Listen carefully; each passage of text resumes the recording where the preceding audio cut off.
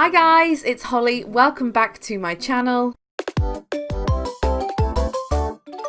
Today, I'm actually going to be doing a really exciting video. Well, to me it's exciting because I wish I'd had some of these tools when I first started playing Animal Crossing New Horizons. We are going to be talking about 5 really useful mobile apps that you can use to help you on your Animal Crossing New Horizons journey. So they are in no particular order, but I do have some favourites. Okay, so the first one I'm actually going to be talking about, and I've got it up on my phone here, is I'm going to be talking about an app called Animal Crossing New Horizons Life. It is abbreviated though, so it's like CNH Life. This is basically a database and an area where you can kind of put down what villages you have, what items you have, what you need to get, what fish are catchable.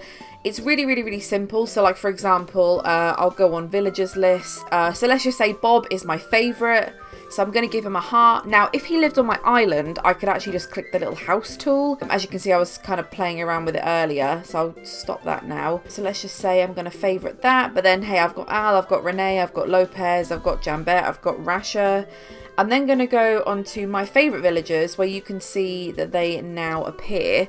And also my island's villagers, so I can, and actually it's a really good way if you're trying to get your dreamies and that's something that you're really working on, is you'll be able to see that because when you go on my island villagers, they've got the heart icon as well. You've got them. So yeah, I really like this app. It's really simple to use, and it also has a compatibility chart.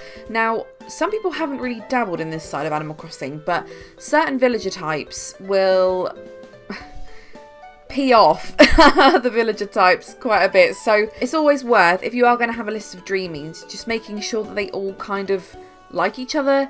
I believe some of them, I think some don't get on, some are kind of neutral with each other, and some really get along well. I think there might be another one in the mix there, so that's why I really like this app, because you can just check that really easily without having to kind of go through any like confusing spreadsheets, because there are some about. Okay, so app number 2, which I am going to be honest, I know I said that I don't have any like favourites and they're in no particular order, but this has to be my favourite app, like maybe of all time. So this app is called Animal Crossing New Horizons Guide. Again, the game name is abbreviated. Bear that in mind when you're searching for it. So okay, I cannot explain how much I love this app, and it is so useful. I think I speak for many people when I say that it's quite common to have like daily chores on the game, and to be honest, in the previous Animal Crossing games there's always been like chores that you kind of need to do. So as you can see here, so daily checklist, you put in your turnip price, you see what residents you need to talk to. So for example, hey, I've spoken to Lolly, so I'm going to tick her. So I've spoken to her, I know she's been dealt with, I know she's not going to leave me. And then if we go on turnips, so I don't know, let's just say I have a really lucky day and my turnips are 600. It's just a way of like tracking that. And then, oh, okay, so what I also need to do is I need to check all of my fossils. So yeah, I've dug up all my fossils. I've planted a money tree, I found the DIY on a beach, I've hit 3 rocks. Obviously this is going to depend on how many rocks you have, because I think this is the max amount that you can have on an island. But another thing that I absolutely love about this app is the fact that each week you will have Sahara, Leaf and Kix come to your town. This actually allows you to track when they came. Okay, so for example, Sahara came on Thursday, Leaf came on Wednesday, Kix came on Tuesday. That's completely random, that didn't actually happen. And then it will show you underneath, you have a chance to get any 2 of these. So you might get Gulliver and Flick, or you might get Red and CJ. It just completely depends, it's just all random. We've then got like collection progress, we've got museum progress. What I love about this app, and actually the previous app that I confirmed, the Animal Crossing New Horizons Life app, is they both have a section which is catchable bugs now. So right this second, these are the bugs that I can get.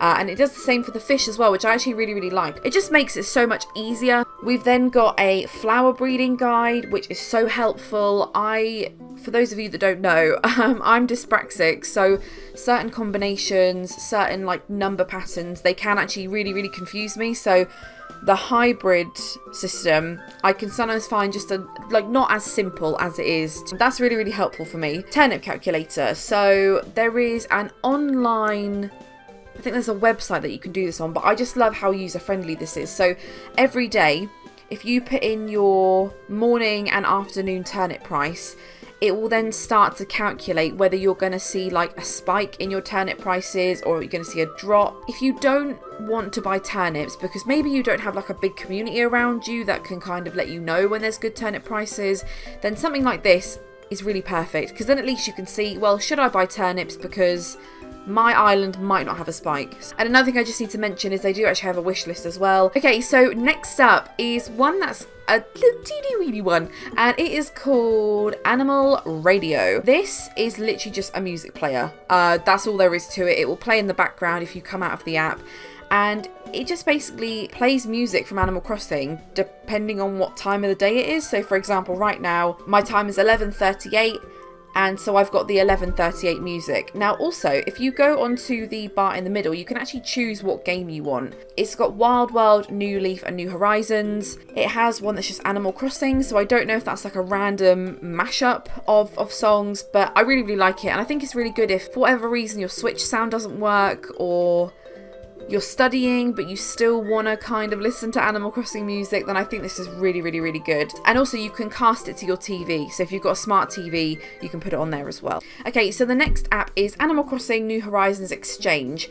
The name is abbreviated as CNH Exchange. So if any of you have used Turnip Exchange, it's a really, really useful website where you can basically queue up to buy or sell turnips, and the dodo code is released to you once you're at the front of the queue. It's pretty good. It's a very, very good system. This is the same, but it's in an app form. So like for example, if I want to go on trade turnips, okay, so you can see here there are some lists. So we've got 593, we've got 539, and then what you do is just you join line. The thing I love about this, what I prefer to any other type of turnip trading app or website, is the fact that it gives you an ETA, like an estimated time that you're going to be waiting. So like for example, this guy here is 5.8 hours. But the thing is, you can actually join multiple queues, which I literally think is so useful. Bear in mind, I mean, the top one I'm looking at now has 120 people in the queue. The person hosting this is going to be there for a long time. But the good thing about this is that you can actually rate the host.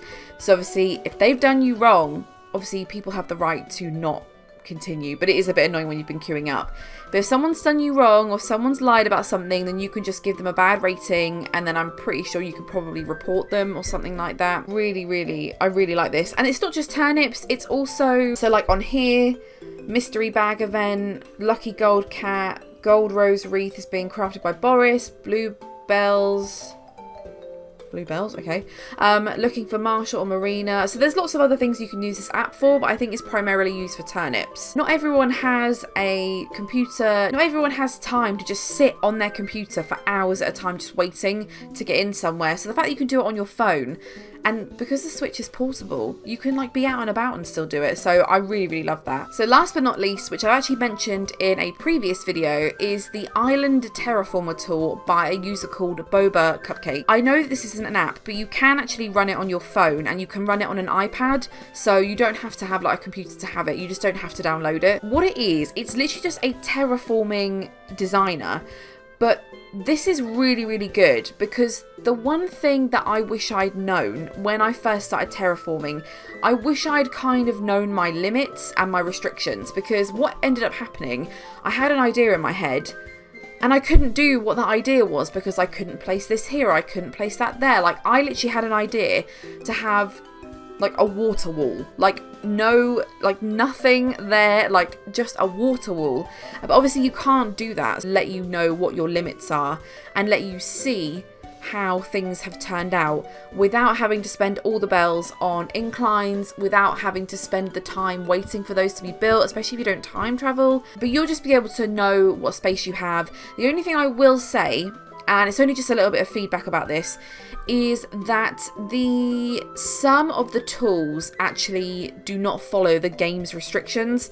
So like for example, the cliffs, you can just like shove those anywhere, but you actually can't in game, just to like put it out there. So just be careful, use kind of common sense when you're playing it. Physics. That is all, everybody. I hope you really enjoyed this video and took something from it. I really love all of these apps. They're just so useful, and I think as well, if you're starting to get the game, because I know not everyone could have got the game straight away, especially with everything that's like going on in the world, then it's just a really good way to get you prepared. Because now, for example, with those diary apps, that would have been so perfect for me when I first started playing, because now I don't know what fossils my museum needs.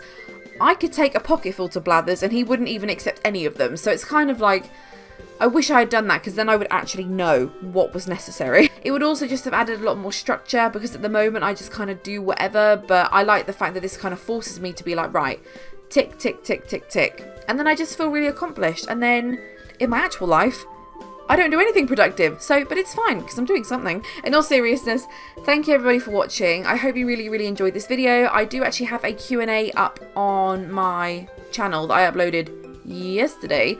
So if you want to ask me some questions, then feel free to go ahead and ask me them. Nothing's really off limits. It doesn't have to be game related. But yeah, I will see you in my next video. Bye!